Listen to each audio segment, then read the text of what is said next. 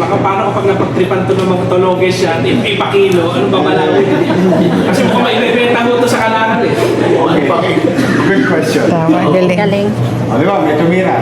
Katuwaan lang. Sakyan ko rito lang. O yung bibili, OOU din natin. Ano? Fencing. So parang nanawagan kayo, protektahan yung lagaan din ng mga residente. Unang-una, ito ay binibili natin para sa kapakanan ng lahat.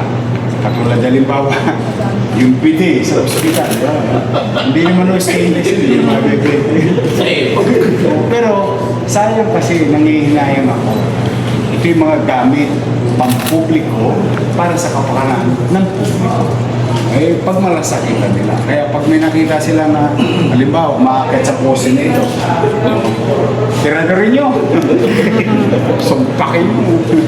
Hindi, but kidding aside, pag malasakit nyo, ako naman sinisinop ko lahat ng ating mga resources at gamitin sa kapakinabangan. Isa lang ako Oh, sure. gagamitin ko yung sira, hindi itakbo na kayo. Hindi. Ano na Ano to? Pang-aberya to. No, pang-dilubyo, aberya. Disaster, walang Disaster. Hindi mo ano, takbo na kayo. Bahay na kayo. Tsaka ano to? Hindi ka makakatabi rito pagka labas ang luga mo rito. Eh, kung mag-brown out, Meron ba? baka, Ito kayo. walang problema. Ano? Kasi pag nag-backed up, let's just say, Oo. meron namang other means of supply. Tuturuan ba yung tao? Personal Tuturuan. Katulad yung ginagawa natin drill.